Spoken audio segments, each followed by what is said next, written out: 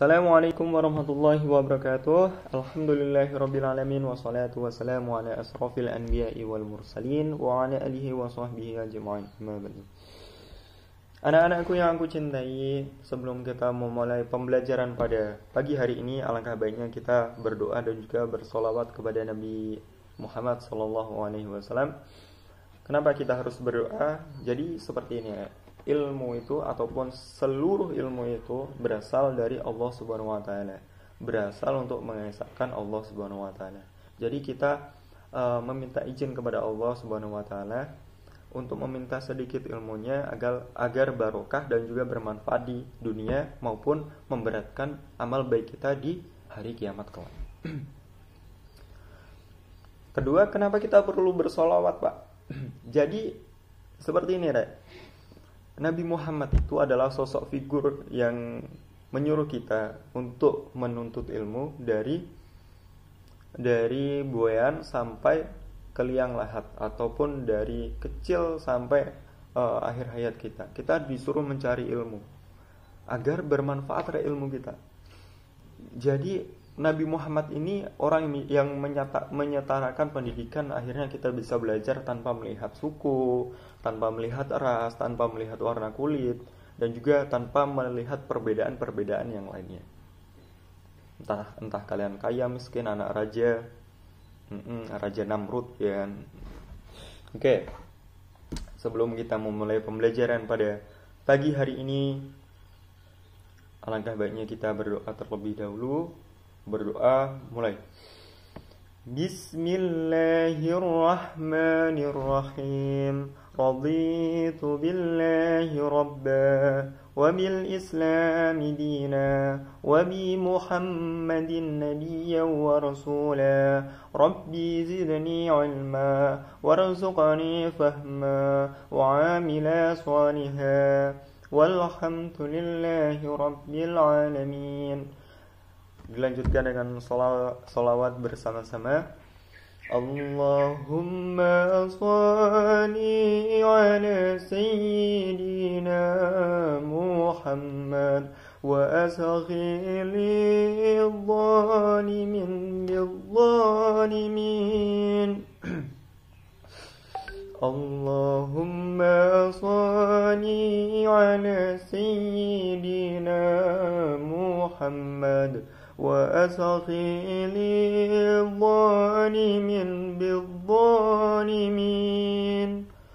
اللهم صل على سيدنا محمد وأسخل الظالمين بالظالمين وأخرجنا من بينهم سالمين يا الله وعلى آله وصحبه أجمعين. Oke, baik, sudah selesai. Bapak absen dulu. Apakah ada yang tidak hadir pada pertemuan kali ini? Oh, hadir semua. Oke, terima kasih banyak atas kehadiran dari anak-anakku yang tercinta ini. Ada yang tidak puasa pada hari ini? Oh, hebat, puasa semua. Oke, jadi salah satu kewajiban dari umat Islam di dalam bulan Ramadan ini ialah berpuasa 1 hari penuh. Ada yang puasa setengah hari. Bagus. Laksanakan sampai menjadi full ataupun 1 hari puasa. Oke. Enggak apa-apa, bertahap. Karena orang itu kalau ingin melaksanakan kebaikan itu memang bertahap. Jadi saya berpesan kepada teman-teman ataupun kepada anak-anakku yang tercinta ini agar berpuasa di bulan Ramadan ini, terutama yang laki, ya kan, kalian harus bisa berpuasa 1 bulan penuh, ya kan. Pasti yang perempuan itu menginginkan sosok suami-suami yang soleh, ya, yang bertanggung jawab untuk kehidupan mereka kelak, ya. Jadi kalian sebagai cowok yang gentleman, kalian harus menunjukkan sisi hebat kalian dengan berpuasa di bulan Ramadan ini tanpa mokel dan full ya. Dan juga saya juga mengingatkan kepada anak-anak didikku ini bahwa kalian juga harus menjaga kesehatan, terutama di bulan pandemi ini. Di bulan pandemi ini kan kita kan baru saja menyelesaikan pandemi di bulan-bulan kemarin. Akhirnya kita dapat melakukan pertemuan offline. Itu pun masih terbatasi, kadang juga online. Saya berpesan kepada anak-anak didikku agar menjaga kesehatan. Bapak aja ini agak sakit sebenarnya.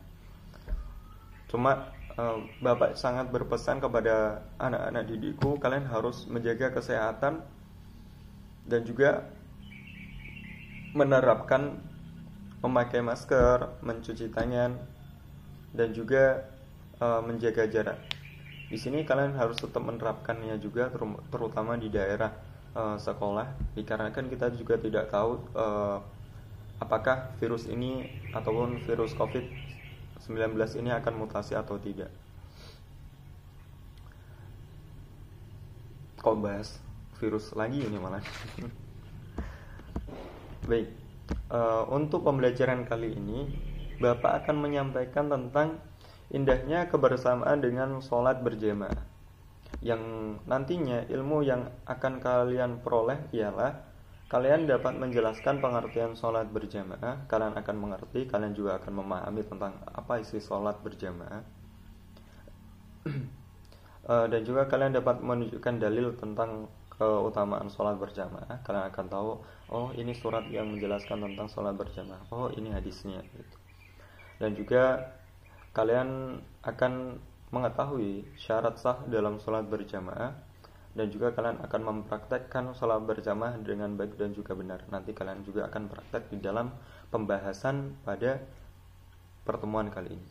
Baik, mungkin itu saja yang dapat saya sampaikan. Sekian, Assalamualaikum warahmatullahi wabarakatuh. Selanjutnya akan disampaikan kepada oleh Bu Malika. Kepadanya waktu dan tempat dipersilakan.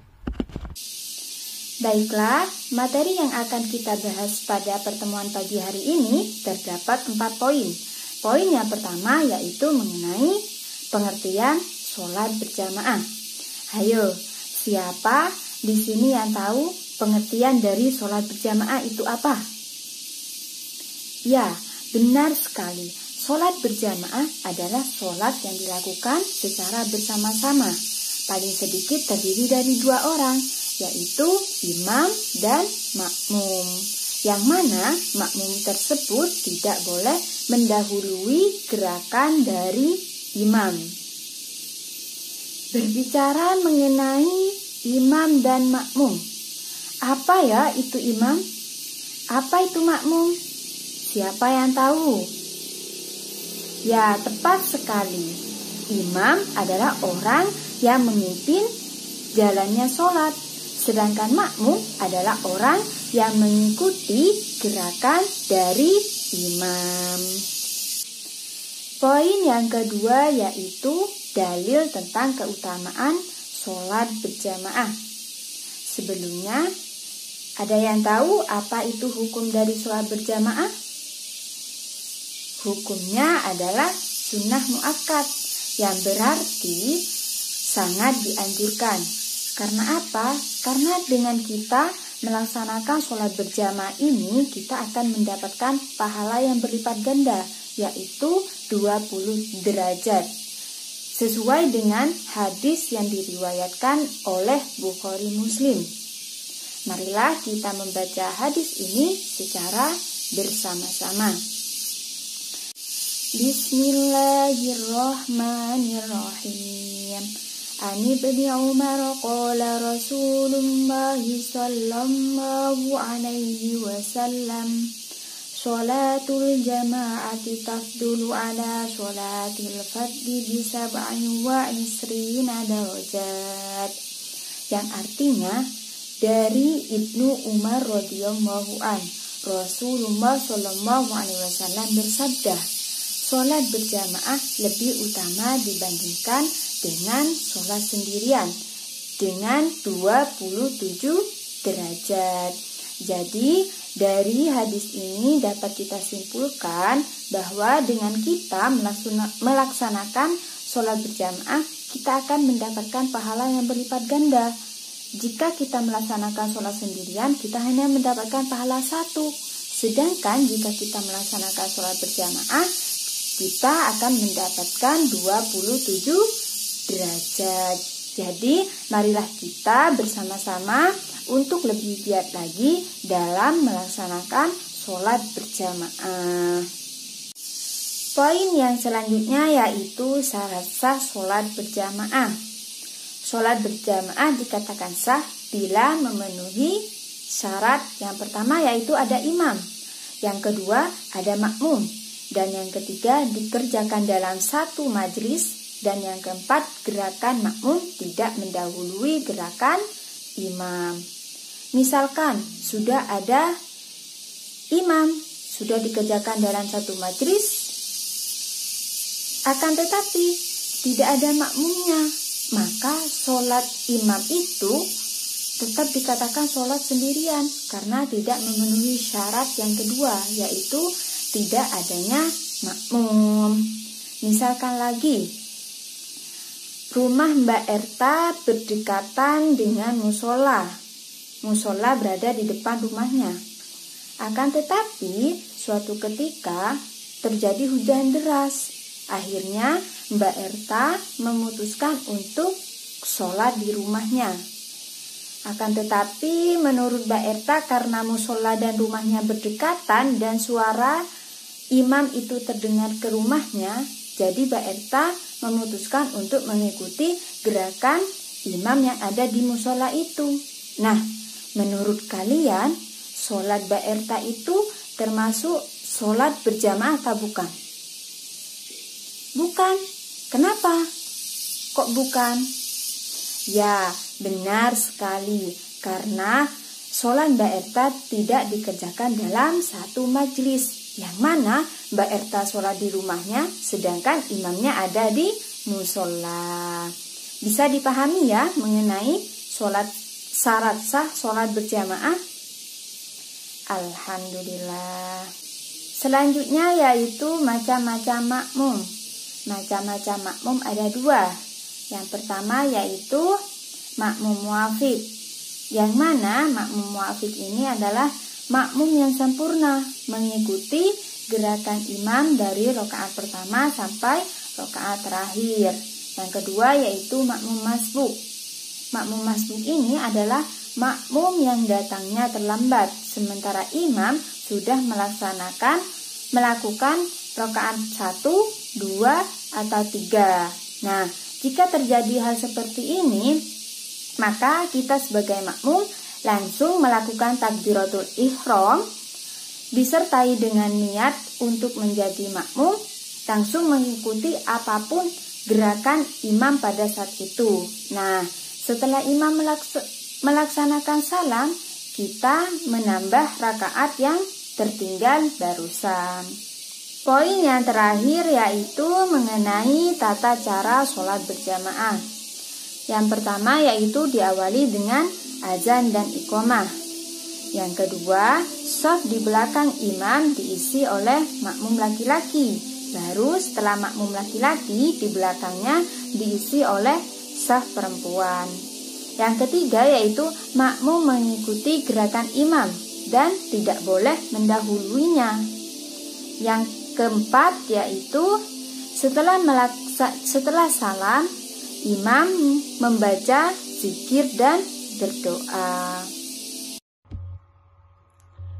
Jadi kesimpulan pembelajaran kita hari ini yaitu sholat berjamaah adalah sholat yang dilakukan oleh 2 orang atau lebih dalam satu majelis.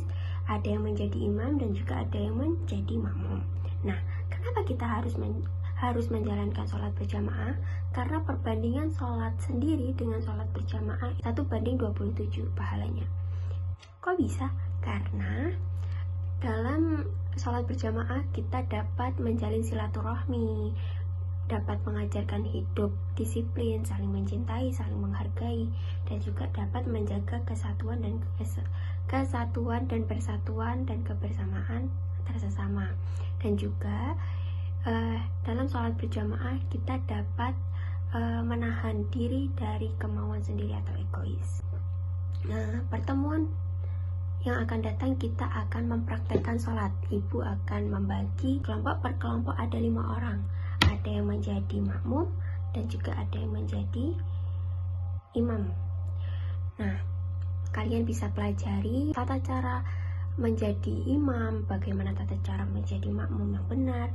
Nanti kita akan praktekannya di minggu berikutnya dan kalian maju berkelompok untuk menampilkan hasil dari yang sudah kalian pelajari di rumah. Oke, itu saja mungkin dari saya. Wassalamualaikum warahmatullahi wabarakatuh.